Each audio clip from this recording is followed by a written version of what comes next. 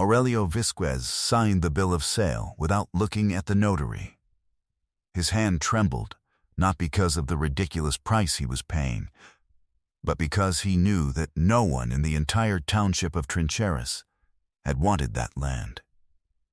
$4 and the property was his, 3/4 of it dry earth, a crumbling mud brick shack on the verge of collapse, and an old well with a stone rim that the neighbors called, in hushed voices, the Alvarado well. People said the water there was bitter, and that whoever lived on that land would share the same fate as the family that had built it. If you believe there are places that hold stories bigger than their size, subscribe to Tales from the Old Countryside and ring the bell so you never miss a story. Aurelio had not come to that abandoned ranch out of ambition or recklessness. He had come because he had nowhere else to go.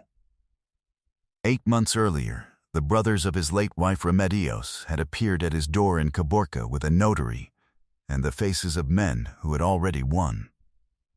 His older brother-in-law, Fulgencio, came in first. He was a broad-shouldered man with a flat voice, the kind of man who never raises it because he never needs to.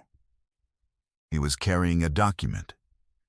He said, without looking Aurelio in the eyes, "The land my sister received as inheritance has always belonged to the family.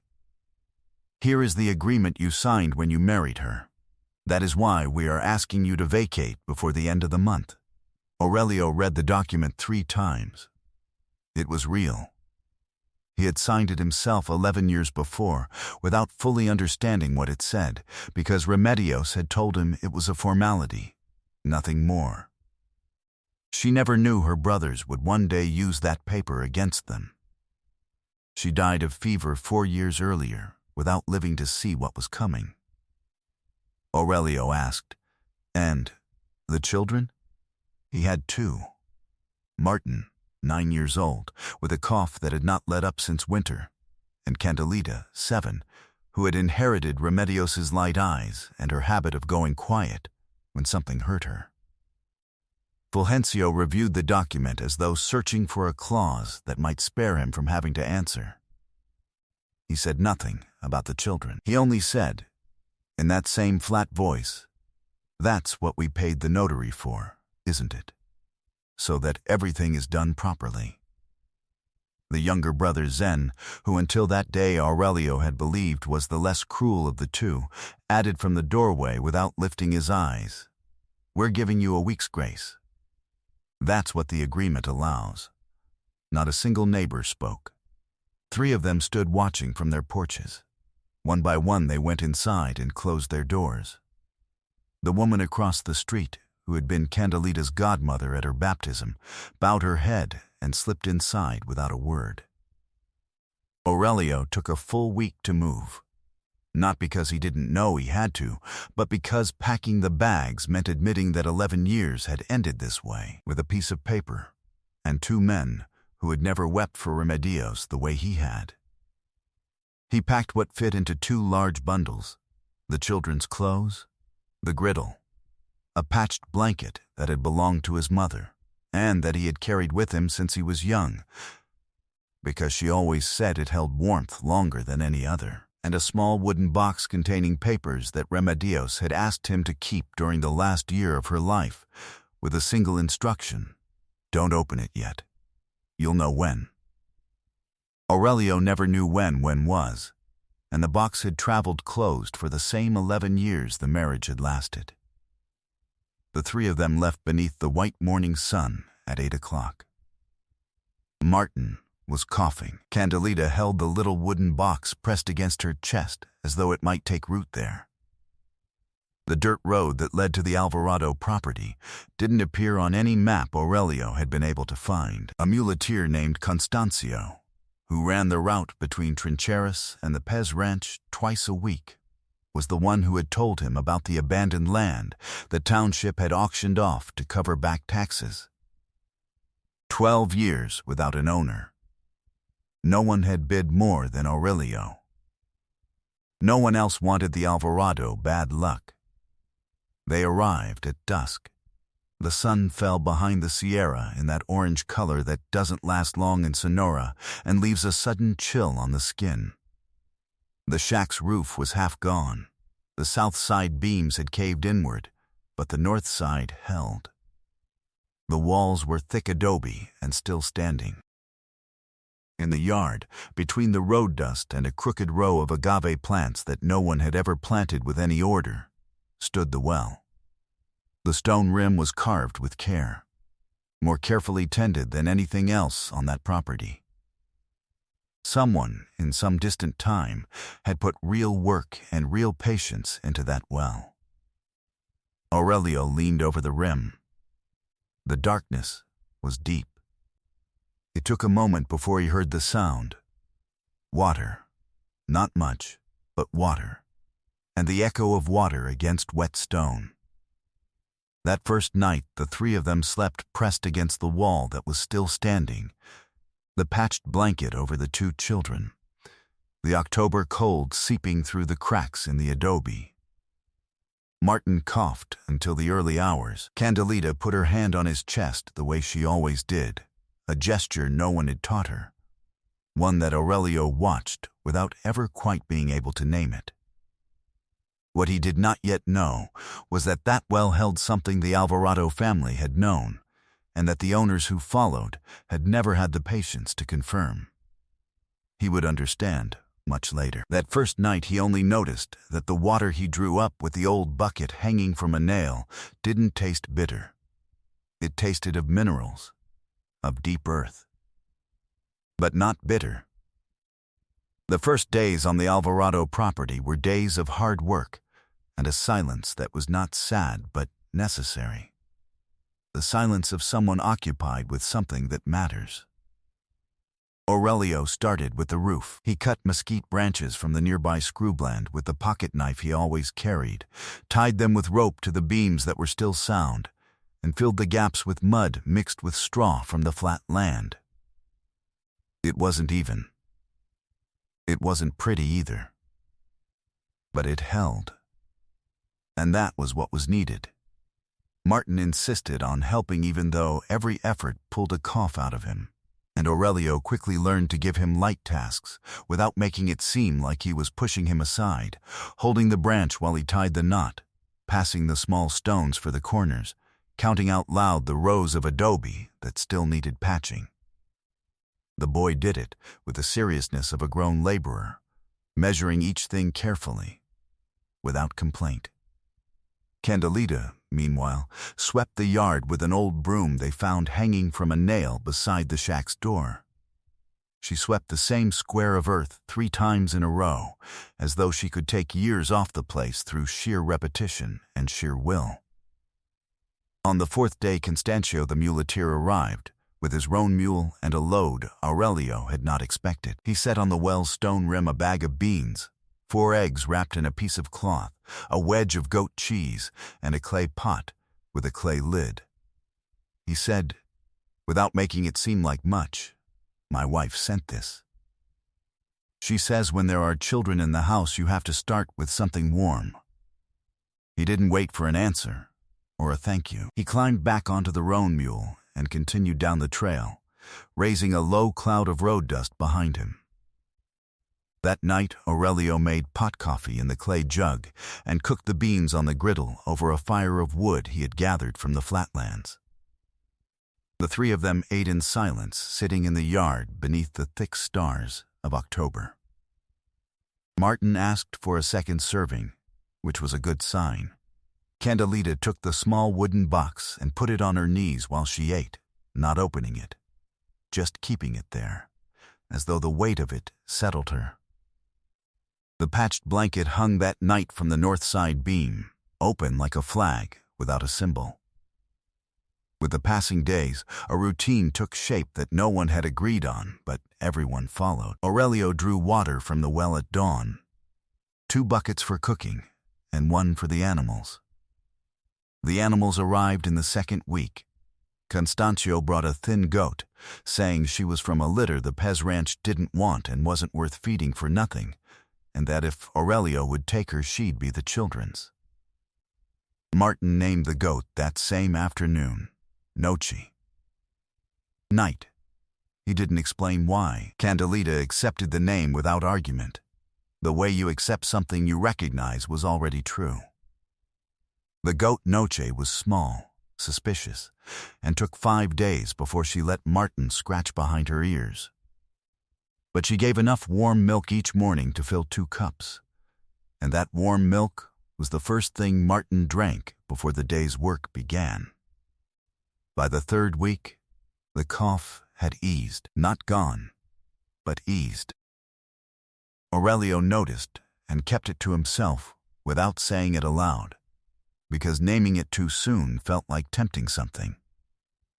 But in the quiet of those early morning hours before sleep, he thanked God for it. On a Tuesday, an older woman arrived at the property, Doa Presentasen, who lived 3 kilometers down the trail in an adobe house her late husband had built with his own hands 40 years before.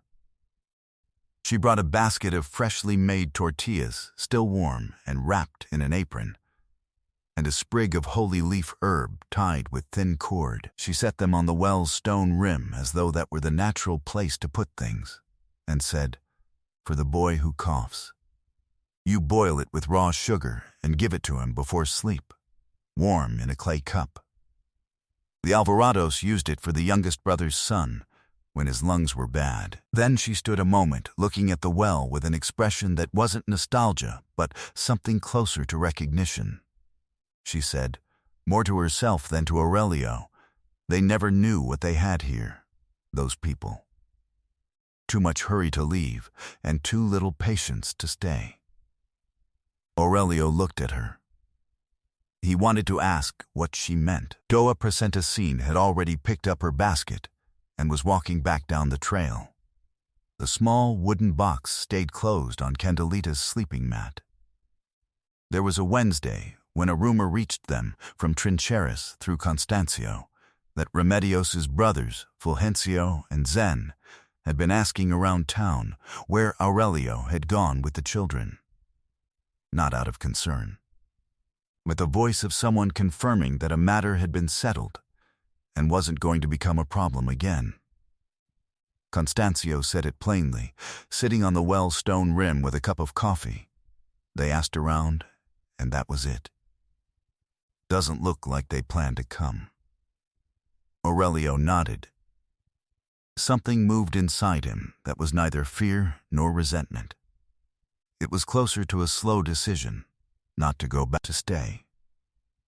Something inside him sat down for the first time in a long while.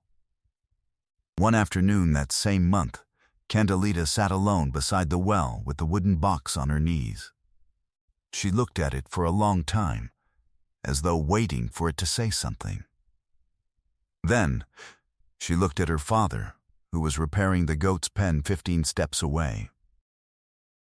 She asked, very slowly, in the voice she used for serious things, "Papa, when is when?" Aurelio understood what she meant. He was quiet for a moment, looking at his own hands. And then he thought that maybe when was now. It was Candelita who opened the box. Inside were 5 papers folded in quarters. Aurelio unfolded them one by one on the ground of the yard, in the afternoon light already lowering toward the mountains. 4 were letters from Remedios, written in her round, close handwriting, dated from the last year before she died. He read them straight through. They were letters of love, letters of fear, letters from a woman who knew she wasn't going to have time to say in person everything she needed to say. In one she had written, "Take care of the children even better than you took care of me," and that's saying something. Aurelio had to stop reading for a moment. The 5th paper was different. It wasn't a letter. It was a document with a notary seal, dated 16 years earlier, bearing the names of his late father-in-law and of Remedios Korodivskes as the direct beneficiary of a specific right. It was a water title. A right of exploitation over the underground spring that fed up through the Alvarado property, registered with the municipality of Trincheras under a case number, and signed by 2 witnesses. The document stated, with the cold clarity of notarial language, that this right was transferable by direct inheritance to the surviving spouse upon the death of the title holder. Inside the little wooden box there had been a folded paper that was going to change everything. Aurelio brought the document that same afternoon to Doa Presentason, who could read better than him and who had known the Trincheras notary her whole life. She read it through once, without hurrying. She folded it carefully along the same creases it already had.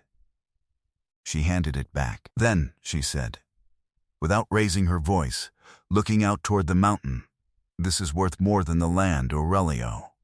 A registered spring in this area is worth more than any ranch I've known within 20 kilometers. Water has been scarce here for years. 3 communal farms buy it every dry season. There's a company from Hermosillo that has been looking for exactly this kind of water rights for some time." Aurelio looked at the well. He looked at the carved stone rim in a way that no longer seemed strange to him, but logical. Someone had carved that stone knowing what lay beneath it. He looked at Martin, who at that moment was pulling up the evening bucket without coughing. He looked at Candelita, who was holding the empty wooden box against her chest as though something still inside it hadn't fully come out yet. He swallowed slowly. He felt a chill rise up his back. And then he felt something that was closer to wonder. Remedios had known. Remedios had kept that paper for the moment it would be needed most, without knowing exactly when that moment would come, trusting that Aurelio would recognize it when he was standing in front of it. Sometimes God places things in the hands of those who know how to wait. Fulgencio and Zen arrived on a Friday morning. They came in a hired car that wasn't from town. With them was a man in a dark suit carrying a brown leather briefcase, whom Aurelio had never seen before. They got out without greeting anyone. Fulgencio looked at the repaired shack, at the goat Noche and the small pen Aurelio had built from stones off the flatlands, at the swept yard, at the patched blanket hanging from the north side beam. He made a face that was meant to look like sympathy, but came out as something else. He said, "Aurelio, we know you've settled in here. We understand the difficult situation you were left in, but this gentleman is an advisor to a company from Hermosillo that has an interest in the underground water rights in this area. They need to know who holds the legal title to the Alvarado Spring. If you have some claim to this property, it would be worth our while to talk." Aurelio didn't respond immediately. Doa Presentason was seated in a wooden chair against the shack's wall, hands on her knees, eyes open. Constancio was standing beside the corral gate, the roan mule tied behind him. Neither of them had arrived by chance that morning. Aurelio had sent word the night before that it was possible that some people from town might come with questions about the land. The man with the leather briefcase produced a paper. The water right was registered in the name of the late Señora Remedios Coro. The Señora passed away 4 years ago.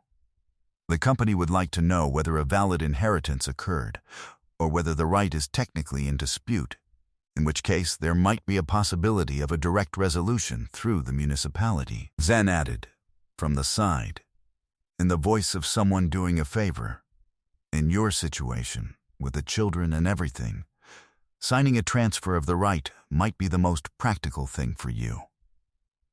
We could arrange a reasonable sum. We'd help you handle the paperwork."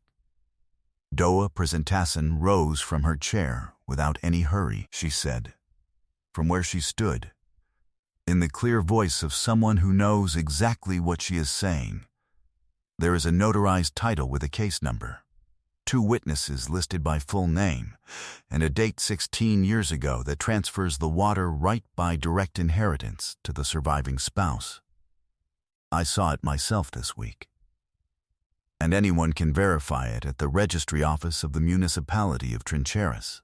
Constancio said, without raising his voice, "I saw it too." Aurelio reached into his shirt pocket and took out the document, folded in quarters, and set it on the well's stone rim. He didn't hand it over. He didn't offer it. He simply placed it there on the carved stone the way you place something in its exact right spot.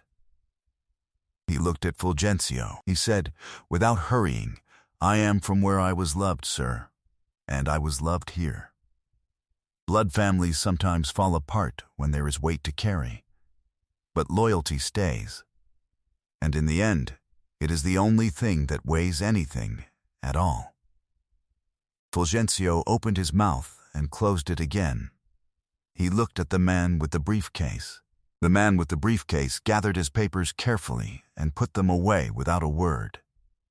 Zen started to say something and stopped himself halfway through the first word. The three of them walked back to the car without another sound. They drove off down the dirt road, raising dust behind them. Doa Presentason sat back down. The goat Noche made a sound from the pen, brief, without apparent reason, as though she had been waiting for them to leave before she could speak.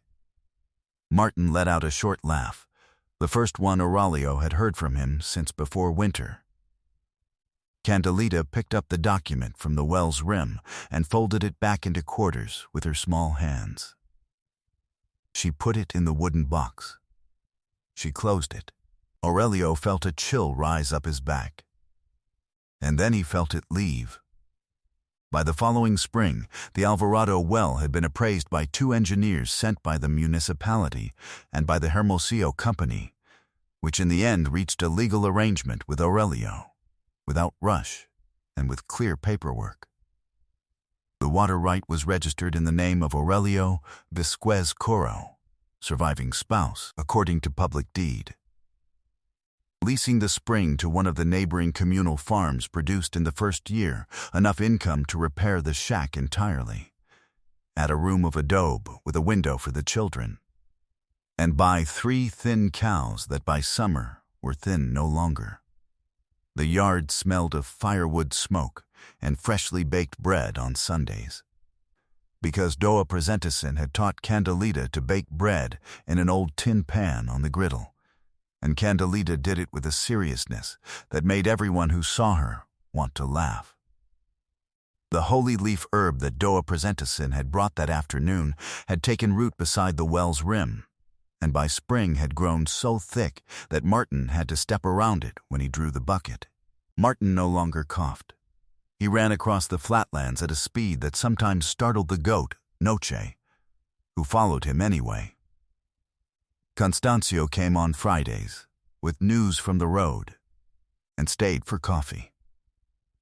2 families from the neighboring communal farm had offered hands to plant a small garden beside the corral, tomatoes, green chili, cilantro, and a young apple tree that would take 3 years to bear fruit, but that Candelita had already claimed as her own. Nothing grand. Enough for the table, and enough to share. The patched blanket still hung from the north side beam. No one had moved it, and by then no one thought to ask why it was there. It had become, without anyone deciding it, the first thing any visitor noticed upon entering the yard of the Alvarado property, which by then the people in the area called, without any further comment, Don Aurelio's ranch.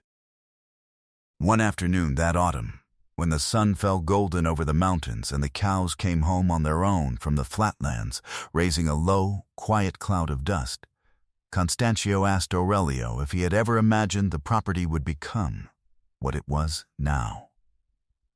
Aurelio looked at the well. He looked at the small wooden box that Candelita had placed on the stone rim as a permanent fixture, with Remedios's letters inside. He answered slowly, in the voice of someone who is not in any hurry. She imagined it. "I only learned to stay.